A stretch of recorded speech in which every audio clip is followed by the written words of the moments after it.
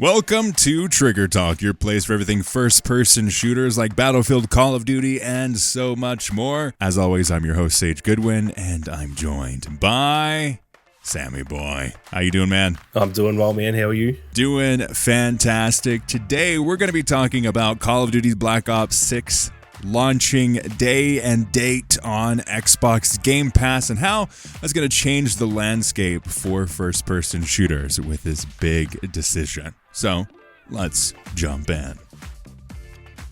Okay, stepping away from X-Defiant for just a moment so we can talk about Call of Duty. I know you're really sad about this, Sammy. Yeah, it feels weird that we just got, what for me is the COD replacement for a little while, and now we're back talking about COD. But it is definitely... We're back, baby. Yeah, it is definitely worth the conversation, because this is... I'd say this is arguably the biggest news in gaming for a long time, and it's weird because it's not really being talked about like it is. It feels like, say, when Microsoft bought, Activision and even Bethesda, those were like bigger moments, whereas this is a huge moment, and I feel like it's not actually being talked about on that same level. So yeah, I'm definitely keen to get stuck into it. Yeah, the big thing that I think a lot of people don't realize is Call of Duty as a franchise, let's just say on average it sells around 20 million copies. And what was it? Infinity War sold like 19 million, and it was like a very big disappointment. So we're just going to go on the low end here and say 20 million. There's 20 million copies. They cost $70 a copy. That is a lot of moolah.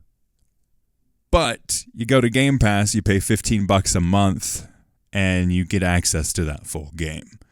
That is the big question here of that is the big change in scope. And this is the real bet that Xbox and Microsoft are really banking on of can Call of Duty, the big tentpole game, the thing that would make the Activision Blizzard deal a surefire success monetarily, is that going to be a good decision to drop it on Xbox Game Pass on day one? And there's some specific here that are very interesting to get into, because PlayStation is the number one platform for Call of Duty. It has been forever. They've had the exclusive things that have gone out throughout the years, and that's been a big motivator for PlayStation. Just PlayStation has been dominating the last couple generations. So they're not necessarily saying, oh yeah, if you subscribe to Game Pass, you're going to get it on PlayStation, which would have been crazy. That's not the big thing, but they're making a big bet on bringing people over to Game Pass and bringing people over to Xbox throughout this thing. So instead of paying $70 one bat and then having the season pass or whatever on top of that, you can just pay $15 and you're going to get Game Pass and you're going to get Call of Duty. So that's the big context around this big decision. Yeah, it's going to be an interesting time to see how the numbers go in terms of if there will be any switch at all, or if it's just going to be the people who had it on Xbox will just get it on Game Pass and everyone else will be largely unaffected. I kind of feel like it will go that way, at least this year. But potentially moving forward, that'll sort of change. I'm not too sure, but I don't see people going oh, I've got a PlayStation, now I'm going to go buy an Xbox so I can get COD every year for, essentially free, because obviously there's so much content on Game Pass that obviously you pay for it as a monthly subscription, but it feels like the games you get are free. It's almost like you're paying, and realistically, because it's tied now with Xbox Live, it almost does feel even more. It's so actually like $10 a month, really. Yeah, because you got to do that on PlayStation too. I think people don't account for that. They go, oh yeah, but it's an extra $15 a month that you're paying, but it's sort of not really, because you're also paying for that on PlayStation with PlayStation Plus. So yeah, I don't know if that'll happen this year, if people will be switching over. Maybe a few people who, because obviously it'll be on PC as well, on PC Game Pass. Yeah. So maybe those who have a PlayStation, that's the big thing, and a PC will then go, oh well, I'll just get it on Game Pass. Maybe there'll be a lot more PC players. I don't know. It's hard to tell, but it's going to be very interesting to just see what, how this goes for Call of Duty, because it is this isn't just some random game dropping on Game Pass. This is the biggest every single year without fail, other than Yeah. essentially the Rockstar games, and then obviously Hogwarts Legacy, which was like lightning in a bottle, that game. Like, it was just such a perfect, I don't know, just everything about that launch just worked perfectly for them. Every other year, Call of Duty is the biggest game. So is that going to continue to be the case? Is it going to get even bigger? Are the sales going to drop off because of this? Like, I don't really know what to expect from it. And it's definitely interesting to see how it goes, especially because I've made my thoughts on Call of Duty pretty clear on this podcast. I don't hate the franchise or anything, but the last 5 years or so, I really just don't enjoy Call of Duty anymore. Warzone has been great, but even Warzone 2 and 3, not so much. But now for me, that I don't have to buy it because I already have Game Pass, now I will probably play Black Ops at launch, even if it's just for a week, and just see what it's like, because it's essentially free to me. I'm not paying for Game Pass because of that. I've already got it. So that's a big change that I think a lot of people who maybe are like myself, who are kind of getting sick of Call of Duty, that may actually flip things for us, where it's like, okay, well, because I wouldn't have bought, but even I love Black Ops 2. Like, Black Ops is my favorite of the, I guess, sub franchises. But I wouldn't have bought it this year. I just wouldn't have bought Black Ops 6. Whereas now I will definitely be playing it. So yeah, it's going to be just an interesting time to see all the different angles. It's not just one thing we're looking at. There's so many different directions you can look at it from. And yeah, it's going to be a very telling year for Game Pass as a whole. Really, this is a kind of defining moment for Game Pass, I think. It really is. This is the kind of like the big surprise for a lot of the game industry. And I think you make a good point, too, with this idea that they're attracting a new audience, that people that already have Game Pass are going to be the big surprise piece to this, because of the whole idea that you're talking about here of this is an opportunity for Game Pass subscribers that might not have even looked at Call of Duty before, now have the ability to just say, hey, actually, I'll check out this Call of Duty thing. It might actually be a good, fun game. We'll see.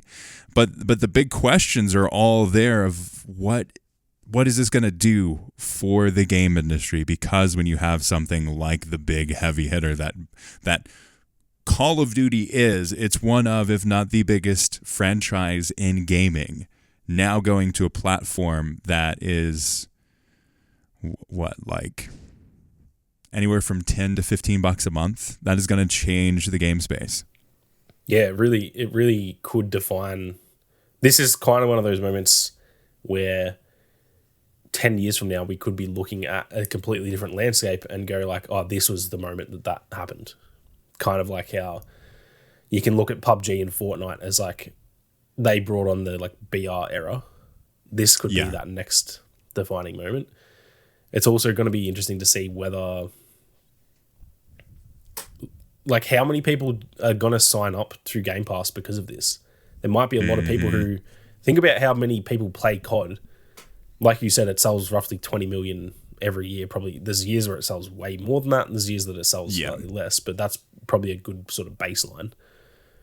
How many of those people, and obviously a large majority of that is on PlayStation, so those people can't really do that, but how many of those people are on Xbox or PC that would usually buy it, and now they're going to go, okay, well, I can just get Game Pass and get it, so they sign up for that instead.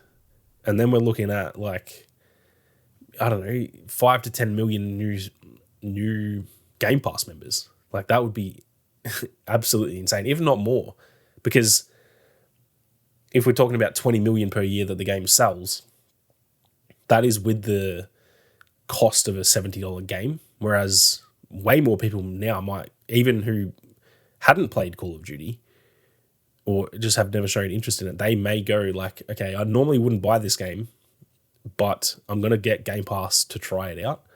So we could be looking at even more, and that could lead to this being like the highest, I don't know if you'd call it the highest sold Call of Duty, because obviously it's not really, people aren't purchasing it in the same way, but the highest user count, maybe is the best way to describe it.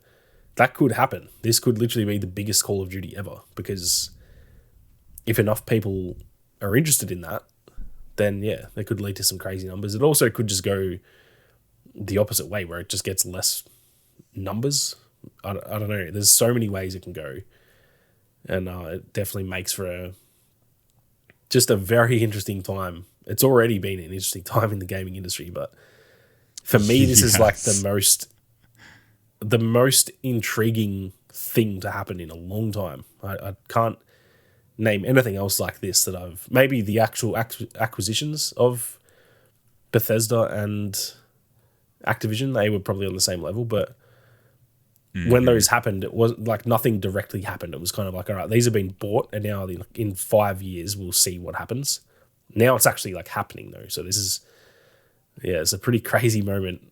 Arguably one of the biggest moments in gaming history, really. Oh yeah, and just to put it into perspective, according to Statista.com, the number of Xbox Game Pass subscribers worldwide as of 2024 is 34 million. That's pretty crazy. So, yeah. It's a lot of people. It's quite a lot of people. Obviously, not everyone that has a Game Pass subscription is going to get Call of Duty, but there's large potential. This is like a make or break moment for Call of Duty and Xbox of like, let's play around with this idea of what kind of Xbox Game Pass experience are we wanting for the our gamers, really. Like, this is going to be very fascinating, because in theory, if someone's paying $10 a month and they pay for it for a year, they're paying more than what Call of Duty was worth if you would have just bought it, $70 versus $120. So in theory, that math might work. That math might not work. There's a lot of opportunities for various outcomes with this. It's just going to be so fascinating to see what kind of experiences this game and the future really holds for Call of Duty, because this might only be a one-off thing. It's a huge decision. Like we were discussing months ago whether or not this would actually be done, because there's big potential for something like this to happen, and then there's big downsides for something like this to happen. But they went with the opportunity, and they said, hey, yeah, no, we told everyone that, hey, if you are part of Game Pass, you're going to get new Xbox games. And now that Call of Duty is an Xbox title, you're going to get Call of Duty. So this is what we get. Yeah, what you just said there is a really good way to put it, that this is going to be I think this is just going to be a huge thing regardless. Like, this could do massive numbers for Microsoft and put them in like a really good spot. It could also like borderline kill Game Pass if it doesn't go well enough. Like, there is a real downside that if this doesn't pay off, I do still think that Game Pass can maybe prove, like, this could maybe prove Game Pass isn't viable long term if it loses them a bunch of money or something. So yeah, I really think I don't think this is going to happen, and we're just going to in a year be like, yeah, that was just pretty...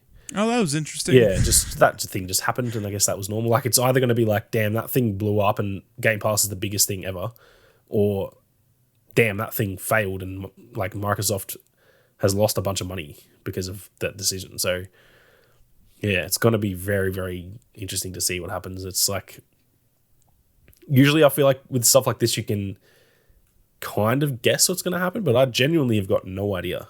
Like you said, if there's 34 million Game Pass users, let's just take that to say 25 million, because obviously there'd be a big chunk that wouldn't really... A lot of people subscribe to things and barely use it. Like, I'm subscribed to Netflix, so I barely use that. But let's just say 25 million. What if all 25 million people download Call of Duty? Let alone PlayStation, who is the bigger, that would still in its own right sell 15 million. It could double. This could literally double the play count in just a blink of an eye. So yeah, it's gonna be good fun to see. I really hope we can like get some numbers on it. I don't know how transparent they'll be with it, but I really want to see like the numbers of this and see how well it goes or how poorly it goes as well. Yeah. What do you think this is going to do for the player base of Call of Duty? Because this is going to be insane. Yeah, I definitely think at launch anyway, it'll grow. I don't know long term how many people will stick around or what, but I definitely think we're going to get a big spike of Call of Duty players just because like they will no doubt advertise the hell out of this that like, hey, this everyone know, even if you've never played Call of Duty and you just maybe the type of gamer that just plays like literally just Minecraft every 2 weeks, right? You're just like a very casual gamer. Everyone knows what Call of Duty is, and if they advertise like, hey, this new Call of Duty is free, people like free things, or it's not technically free, but you know what I mean? People like quote unquote, I have not things. bought Minecraft because I have Game Pass. Yeah. Like, it was just on sale for the 15th anniversary, and I decided not to get it because why should I? Yeah, exactly. So I don't know. I just think the player base will definitely like have a big spike, but I also think the drop off will be pretty astronomical just because like it always is with COD. Like I know I'll play at launch, and I know a month to two later I'll be back on X Defiant or whatever whatever game's out. And if you kind of double that with the regular player base as well as especially the newer players who they'll probably just play for like the first weekend and then be like, yeah, this game's not for me or whatever.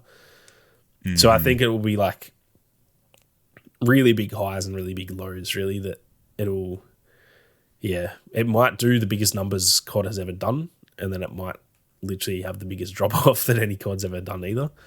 But also that's still healthy for the game in that, you know, if you instead of 20 million, they get 40 million players and then 90% drop off, but normally 90% would drop off anyway. So then you still doubled your player count a few months later. So Yeah. I think really for COD, there's no downside to this really. I think there definitely is potential for Microsoft for this to be a huge L for them, but also there's equally the chance is a huge win for them because they may just get like an extra 10 million people on Game Pass and take that to like 45. You know, that's a crazy number. 45 million people subscribe to Game Pass. That is, that's pretty insane if something like that happens. So I'm also curious to see if they hike the prices. Like that's something that's been talked about a lot. That's been theorized. Is there? But before this was actually announced, and again, they've got a Black Ops Direct on June 9th and an Xbox Game Showcase that will actually give more details and context. But it's been rumored that Game Pass is actually going to go up in price, or there's going to be a separate tier that will include Call of Duty. That's been some of the conversations, at least, that have been had in basically the rumor mill. And I think it would make sense, honestly, if they went that direction. Game Pass has been around the same price. I would hope that if they do raise the price, they also add like a more robust family tier, because that's something I've been paying for Game Pass since it literally launched.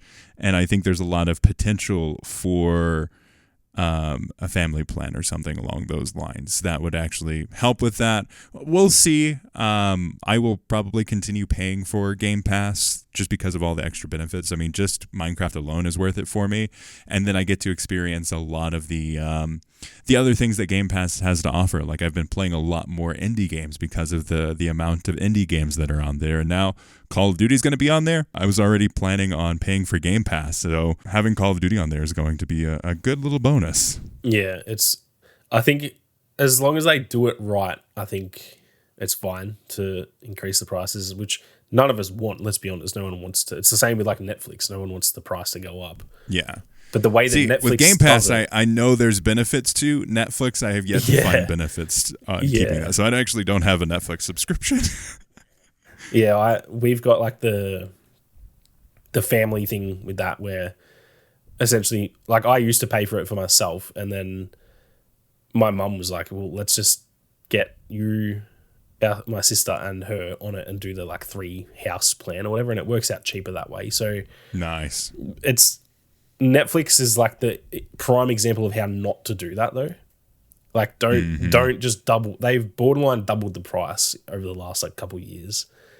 It's not worth that. Netflix doesn't. It did back in the day. It doesn't have enough stuff now that it's like, oh, I must have Netflix. Like, yeah, I check into that maybe once every couple months if we're looking for a movie that isn't on whatever else. Me and the girlfriend will go, oh, like let's look on Netflix. It's not like a regular thing. So yeah, that's how they need to not do that. Keep Game Pass like very much worth it that people want to stick around and keep playing. Make it easy games. to justify. Yeah. Because I'm happy, like, even though I don't want them, I'd love if they did it for free, obviously. Like, no one wants to pay for anything, really. But at the end of the day, if they increase the price from, I think it's around, it's like $10 US, so it would be like 15 Australian. I can't even remember because it's obviously automated for me. But if they raise that from 15 Australian to 20 Australian, I'd be fine with that because it's still worth it. And that's still... Just downloading Call of Duty, I may have potentially bought that. If it gets good reviews, I might go, I'll buy it and play for a month or something. And that's like $100 freaking Australian that I'm then saving. And so that's then, if it is $20 a month, that's 5 months of Game Pass that I'm getting, which also has like 400 other games that I can play. So yeah, I think a price rise is fine. It's just I really don't want them to be like, all right, well, it's been $10 US, it's now $20 US just because of Call of Duty. Like that, if they do that, then I think a lot of people will have issues with that. Yeah, it's such an interesting topic because I think a lot of the discussions in the game industry is that Game Pass is actually bad for the game industry. It's really good for the individual people that enjoy playing games just because they have a lot of opportunities. But for these larger games that are costing more and more, that more expectations are being put on financially of like, if a game comes out and you spend $300 million on it, it needs to hit certain numbers, otherwise your entire studio could just go up in flames. Like there's a lot of stuff like this that like the whole game space is really struggling with, but on the other hand, it's actually pretty nice to have this experience to just say, hey, I'll pay $10-15 a month and I can have access to 200, 300, 400, 500, however many games are on there, and just have that subscription. Yeah, I think that's the thing I was touching on a little bit with how this could be a massive L for Microsoft, is that I don't see how they make money from this. I really don't. I don't see how Call of Duty is in the positive. I mean, it'll still sell so much on PlayStation alone that it probably won't affect them. I guess they'll still be in the positive, I'd imagine. But yeah, it'll be much less in the positive than it has been in the past, you would think, because it's instead of, I mean, I don't know, it's hard to really understand because obviously now they are owned by Microsoft. So if people are paying for Game Pass, I guess that is still technically Call of Duty earning their money because they are owned, like it's all the same thing. Microsoft and Call of Duty is the same thing now. So yeah, it's one thing I've always not understood is like, how the hell does Game Pass even make them money? It just doesn't actually add up.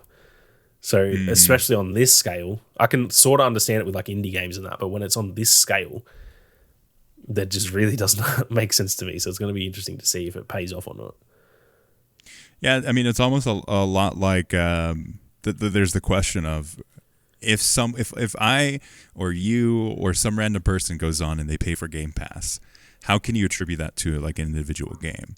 Obviously, if they pay for Game Pass and they automatically just go straight to Call of Duty and download that's a different story. But there's that question of like, where's the attribution? That's the part I've never understood, is that how does, I guess they would have they must do it there's on almost. There's got to be data. It must be like an affiliate type thing where it's like, okay, every download your game gets from Game Pass, you get X amount of money for that.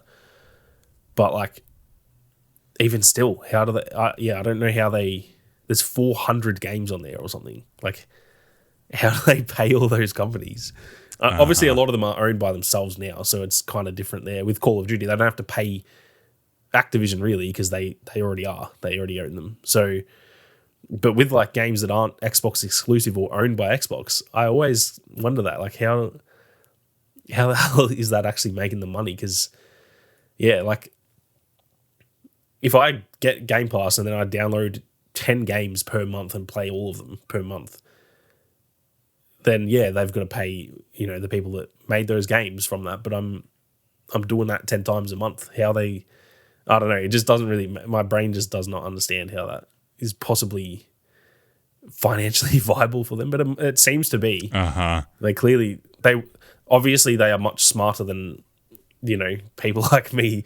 They obviously did the maths and worked all this out before they started Game Pass. They would never, a company that big would never do something that would purposely lose them money. So, according to January 2024, January 2nd, 2024, Phil Spencer says that Game Pass and the service itself is profitable.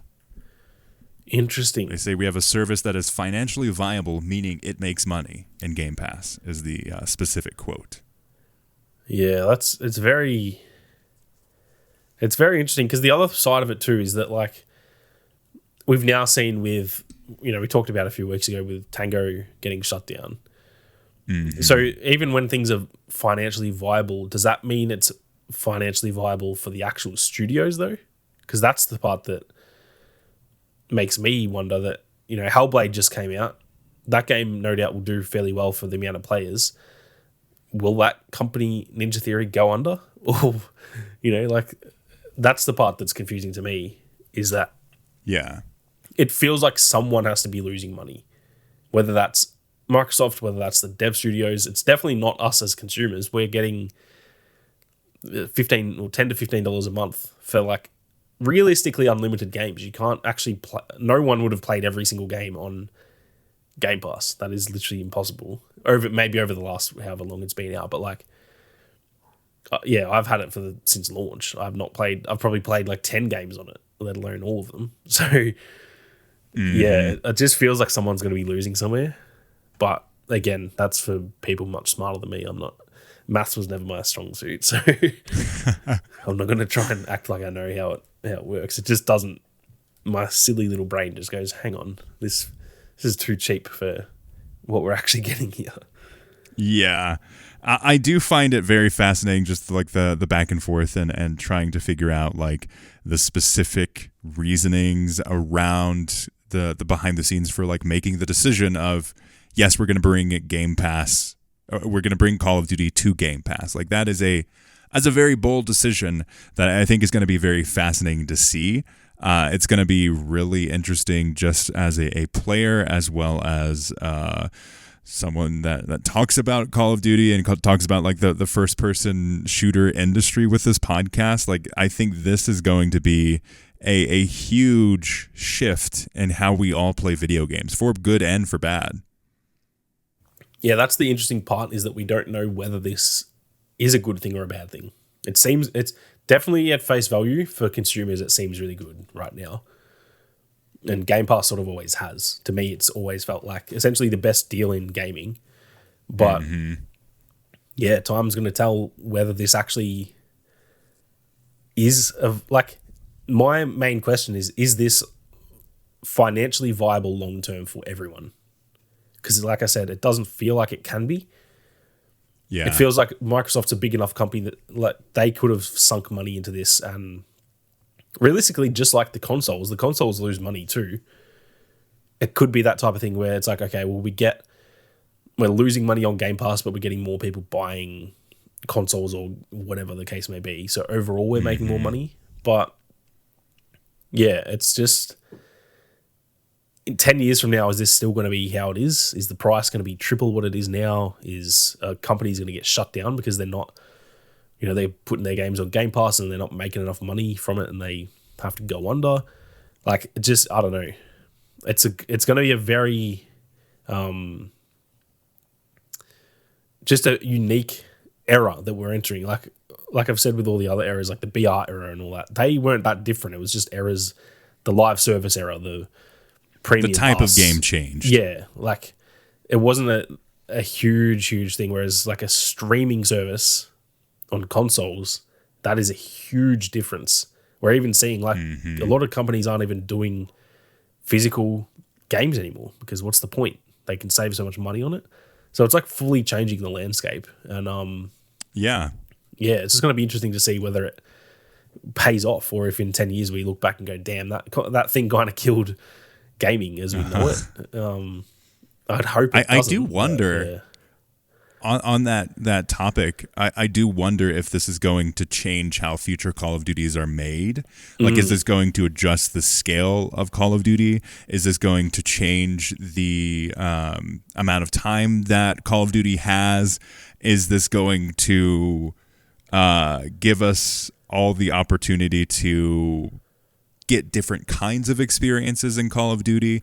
Like, that's the big question, because this game wasn't made with this idea that, oh, hey, we're going to put this on Game Pass eventually and it's going to launch day one. Like, that was not the thinking with this game. Yeah. That is a good point. Like, it'll probably take 3 years, won't it, really, to see the first Call of Duty that has been made for Game Pass. Because this isn't. The next one won't be. The one after that probably won't be either. Or maybe that one will, because, like, I guess the acquisition happened a while ago now, so I guess they've been planning it since then. But this one definitely not. Like, they would have been 2 years into development before the acquisition happened. So, yeah, that is a good point of, like, will the actual game itself change? Or is it going to be it could drop quality because it's like, all right, we can't afford to polish these games and make them as good as they have been in terms of like gameplay and stuff. We just got to get them out. We're going to get a COD out every year so people stay subscribed to Game Pass. It could really change the way things go. I don't think it will, but it could even go the other way where they're like, all right, we need to really sink in the time into these games to make the quality just, outstanding, and people just have to get the game. So then they're getting Game Pass. Like, it could go both ways. I don't think that is the more likely option. Unfortunately, I think the more likely option is just these games out as quick as you can, which, to be fair, is what Call of Duty has kind of been anyway. But what do you mean change of plans? So yeah, I don't know. It's that's something I hadn't really thought of. Like, Call of Duties will be made for Game Pass. It shouldn't change the game too much, but it definitely will. It will affect things. They're going to have to account for that. So yeah, I don't know. Are they not going to launch late in the year anymore? Because who cares about when people are spending their money? It used to be like sell your games in October, November, December, because that was the holiday period. Everyone, parents are going to buy more games for their kids for Christmas and stuff like that. Are we now going to get CODs in like freaking whatever month? Because who cares when they're buying it? It doesn't make a difference. They're going to pay $15 a month all year. So a lot of stuff can change there. Even hell, are we going to get like multiple a year? Are we going to get more studios working on the games and we get a COD every 6 months instead? Like, it literally could go any way. Which I sure hope it doesn't go that way. It's already too saturated as it is. But that is you cannot tell me that's not there's zero chance that happens. They could just bring on. They've got 3 to 4 studios already. They've got, like, say, Raven Studios and stuff that they don't make the actual mainline games. They more work on, like, the Warzone side of it. Bring on them, get 6 studios instead of 3, and the same cycle, but it's every 6 months. Every 6 months there's a new COD launching. Like, or they could go the complete opposite direction and just say, why do we need to release more Call of Duty games? We have Game Pass. Game Pass lives there. People will just keep on subscribing for that and play the same game. Like, can we have meaningful updates to just one Call of Duty experience? Yeah. That's also an opportunity that this change could actually affect Call of Duty with. Yeah, they could do the Rainbow Six Siege. Like, let's just make let's just call it Call of Duty. Just launch it. It's on Game Pass day one. And then it's almost like a lot of games back in the day, like World of Warcraft and stuff, they had like a subscription model. You had to pay monthly. Yes. Game Pass would be that for COD. So then, you've got to... The only thing with that is it would be kind of hard to do that with PlayStation still, having access to it, because they couldn't... I don't know. You'd have to somehow monetize PlayStation. But that is also very viable, that they could just go, all right, we're going to just make Call of Duty. It's going to be like Fortnite, where they changed the engine midway through the game. It's now on Unreal 5 instead of 4. And we're just it's not a yearly release. It's just called Call of Duty. It's got all the Modern Warfare stuff, all the Black Ops stuff. It's got whatever it wants in it. They can do seasons that are this, year 2 is World War II season, where everything's based on World War II. It's essentially like we're getting, Vanguard type of game, but it's not a new game. It's just the same game, but the content is World War II based. And we get that as a constant game. And the way that they make their money is that, yes, we're only getting one game, but it's a monthly subscription. So there's actually no need to release a new game. And that would be so much cheaper for them to do that. Because really, let's just say, obviously it's not going to work like this because of PlayStation, but let's just say everyone who ever plays Call of Duty again is just paying 10 to 15 a month for it. Why would you release another one? Because that costs you money to make the next one. Save that money, put that money into the current one to keep getting updates for that. You're going to save money on the development, and people are still paying money for it every month. So realistically, that is actually the smarter option in terms of the financial side of it. Whether players would enjoy that is a different question. But yeah, it sounds like hell to me, but maybe that's the direction that all the CEOs and whatever want. Yeah, because imagine it sucked. Imagine they released that and it was terrible, and then we're like, we're not getting there's no new COD next year. This is it. This is the Call of Duty for the next 10 years or whatever. So as a player, I wouldn't like that. But look, if they did it properly, I can see myself liking that, because it's just like Fortnite and Rainbow Six Siege, and even X-Defiant has set itself up to do that sort of thing as well, where it could be supported for 10 years. I don't know. That's definitely a possibility. I don't think they will, because of they're still going to sell copies on PlayStation, so that's their motivation for still making a new one every year, that they'll still sell copies. But realistically speaking, if everyone was paying a monthly subscription, that is actually the smarter way to go about it, to just do a one-time thing and then constantly update it and stuff. So who knows, maybe that will be the future of Call of Duty. That's how drastic of a moment this is in gaming, that it could literally change everything, to circling back to the subscription model that used to be. That was when I was 5 years old, that World of Warcraft had its monthly subscription. We could literally just circle back to that, and Call of Duty sets that as the new way of doing things. And then who's to say the next Battlefield isn't like that too, and the next Halo? They just copy the trends and say, okay, well, Call of Duty's doing that, that's what we need to do as well. And then 10 years later, every game's doing it, and that's the current model. It's gonna be. I don't think that'll happen. Of course, this is all just spitballing. Yeah, but that's how drastic. If you told me that was going to happen, I don't think I wouldn't believe you. If you said to me right now, I'm coming from the future, this is what happens to Call of Duty, I don't think I'd be shocked. I'd probably be a bit like, whoa, that's a big change. But I wouldn't be like, I wouldn't not believe it. That's what's kind of crazy about this. Yeah, there's so much potential for this to just change how games are made, which is honestly not a terrible thing, because gaming needs to change how games are made. Yeah. The whole fighting for the best graphics ever isn't going to pan out. That's why games take so long. We get so few of them, and why game studios are getting canceled is because there's this expectation of it's either the biggest game ever with the best graphics that everything's riding on, or it's live service games. Those are the two types of games that we're getting right now, and I don't think that's sustainable. Yeah, I agree. I think that is the main issue with gaming at the moment, is that it's just too much too much time spent on that final 5% of polish. That, in my opinion, as long as the game works, I don't really care how it looks. I just don't. It looks. I just played Hellblade, and it looks that game looks like it's real life, honestly. Yeah. But I don't care if it looks 10% worse. It wouldn't make me go, oh, this game sucks, I'm not playing that. It wouldn't change much for me.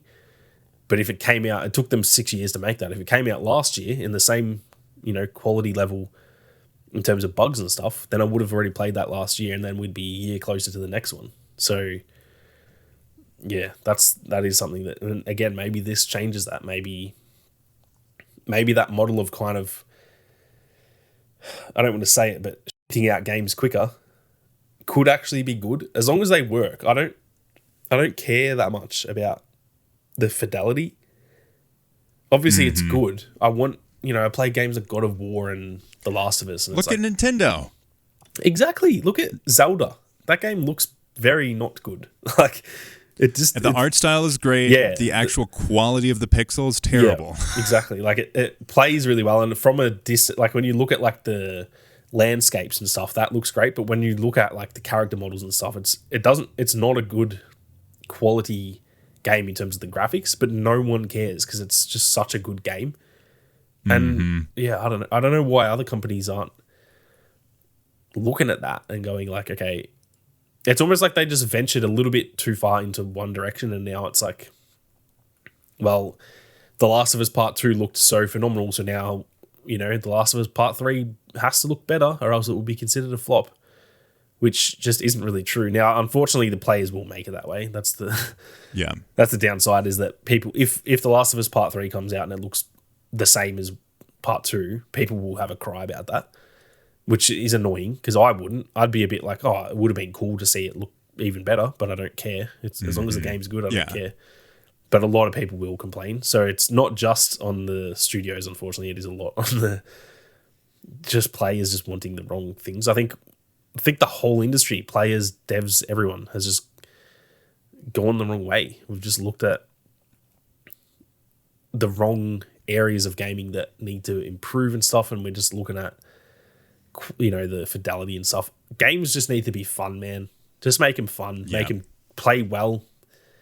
It's all they need. The most fun I've had with most video games is not because they look really good. It's because they control well. The actual gameplay loop is fun, whether that's a multiplayer game, whether that's a single player game. The story's good, whatever. Like, those are the things that matter. Of course, we want the graphics to look good, but if that's going to add an extra freaking 2 years to development and put half of these companies under because they can't, they need to get the game out and make money, and they're not doing that, and then the company literally ceases to exist anymore because of that. Like, is that worth that extra little bit of polish? I just don't think it is. I really don't. Yeah, I think there's going to be this huge shift in the gaming industry that is going to come up very quickly, and I'll be very fascinated to see how it all goes. But let us know your thoughts on how Call of Duty on Game Pass could change the game space, or let us know if you disagree with everything we said. We'd love to hear it in the comments below. As always, check out Sammy Boy's YouTube channels, and if you're into Star Wars content, check out Star Wars Uplink. As always, see you later, video gamers.